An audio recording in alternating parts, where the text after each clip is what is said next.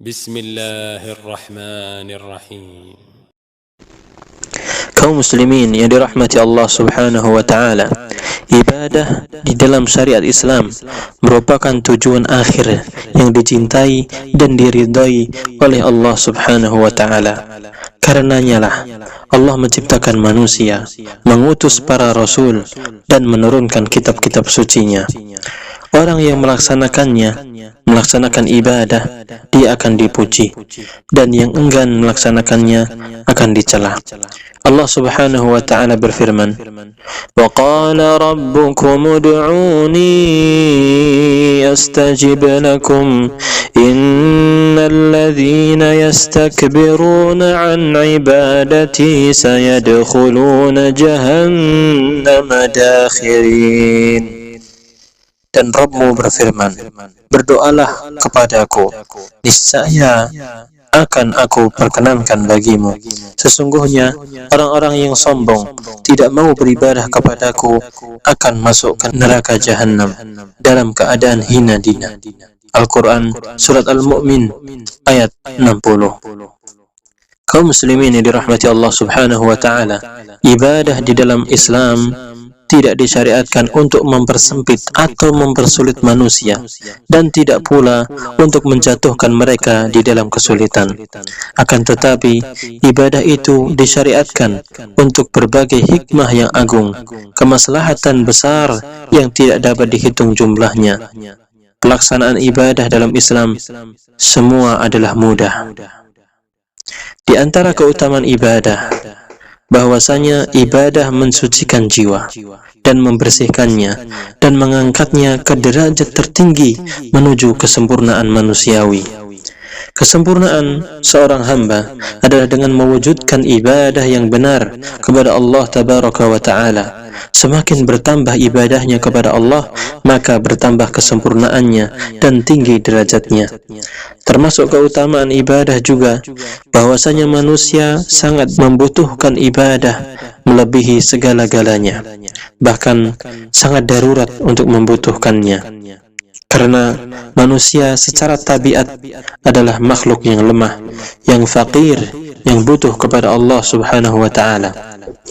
Sebagaimana halnya jasad membutuhkan makanan dan minuman, demikian pula hati dan ruh memerlukan ibadah dan menghadap kepada Allah. Bahkan kebutuhan ruh manusia kepada ibadah itu lebih besar daripada kebutuhan jasadnya kepada makanan dan minuman. Karena sesungguhnya esensi dan substansi hamba itu adalah hati dan ruhnya. Keduanya tidak akan baik kecuali dengan menghadap, bertawajuh kepada Allah dengan ibadah. Maka jiwa tidak akan pernah merasakan kedamaian dan ketentraman kecuali dengan zikir dan beribadah kepada Allah Subhanahu wa ta'ala. Sekalipun seseorang merasakan kelezatan atau kebahagiaan selain dari Allah, maka kelezatan dan kebahagiaan tersebut adalah kebahagiaan dan kelezatan yang semu, tidak akan lama. Bahkan apa yang dia rasakan itu sama sekali tidak ada kelezatan dan kebahagiaannya. Adapun bahagia karena Allah dan perasaan takut kepadanya, maka itulah kebahagiaan yang tidak akan terhenti dan tidak akan hilang. Dan itulah kesempurnaan dan keindahan serta kebahagiaan yang hakiki. Maka barang siapa yang menghendaki kebahagiaan abadi, hendaklah ia menekuni ibadah kepada Allah Subhanahu wa ta'ala saja. Maka dari itu, hanya orang-orang ahli ibadah sejatilah yang merupakan manusia paling bahagia dan paling lapang dadanya. Tidak ada yang dapat menenteramkan dan mendamaikan serta menjadikan seseorang merasakan kenikmatan yang hakiki yang ia lakukan kecuali ibadah kepada Allah Subhanahu wa ta'ala semata. Imam Ibnul Qayyim rahimahullah ta'ala berkata, tidak ada kebahagiaan, tidak ada kelezatan, tidak ada kenikmatan, dan tidak ada kebaikan hati melainkan bila ia meyakini Allah sebagai Rabb-Nya, pencipta yang Maha Esa, dan ia beribadah hanya kepada Allah Subhanahu wa ta'ala saja sebagai puncak tujuannya dan yang paling dicintainya daripada yang lain. disebutkan dalam kitab Mawaridul Aman Al-Muntaqa min Ighathatil Lahafan. Termasuk keutamaan ibadah, bahwasanya ibadah dapat meringankan seseorang untuk melakukan berbagai kebajikan dan meninggalkan kemungkaran. Ibadah dapat menghibur seseorang ketika dilanda musibah dan meringankan beban penderitaan saat susah dan mengalami rasa sakit. Semua itu dia terima dengan lapang dada dan jiwa yang tenang. Termasuk keutamaan ibadah juga bahwasanya seorang hamba dengan ibadahnya kepada Rabb-Nya dapat membebaskan dirinya dari belenggu penghambaan kepada makhluk, ketergantungan, harapan, dan rasa cemas kepada mereka. Maka dari itu, dia merasa percaya diri dan berjiwa besar karena dia hanya mengharap dan takut kepada Allah Subhanahu wa Ta'ala saja. Al-Hafidh Ibn Katsir rahimahullah ta'ala mengatakan, ibadah adalah maqam, kedudukan yang sangat agung, yang dengannya seorang hamba menjadi mulia karena kesetiaannya hanya kepada Allah Subhanahu wa Ta'ala saja.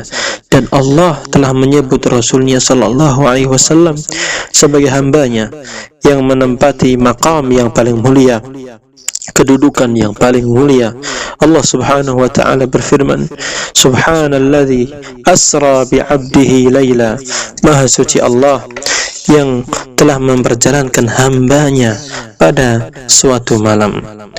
Al-Quran Surat Al-Isra ayat 1.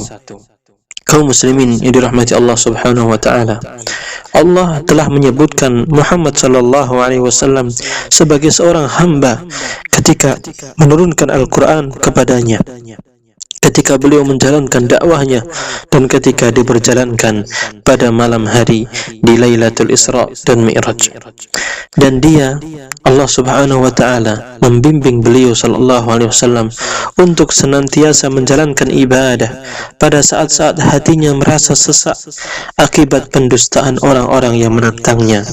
Allah Subhanahu wa Ta'ala berfirman, وَلَقَدْ نَعْلَمُ أَنَّكَ يَضِيقُ صَدْرُكَ بِمَا يَقُولُونَ وَلَقَدْ نَعْلَمُ أَنَّكَ يَضِيقُ صَدْرُكَ بِمَا يَقُولُونَ فَسَبِّحْ بِحَمْدِ رَبِّكَ وَكُن مِّنَ السَّاجِدِينَ وَاعْبُدْ رَبَّكَ حَتَّى يَأْتِيَكَ الْيَقِينُ. Dan sungguh kami mengetahui bahwa dadamu menjadi sempit, sesak, disebabkan apa yang telah mereka ucapkan. Maka bertasbihlah dengan memuji Rabbmu, dan jadilah engkau di antara orang-orang yang sujud melaksanakan sholat, dan sembahlah Rabbmu sampai ajal yang pasti datang kepada engkau. Al-Quran Surat Al-Hijr ayat 97 sampai 99. Di antara keutamaan ibadah yang paling besar adalah ibadah merupakan sebab utama untuk meraih keridhaan Allah Subhanahu wa Ta'ala, masuk surga dan selamat dari neraka.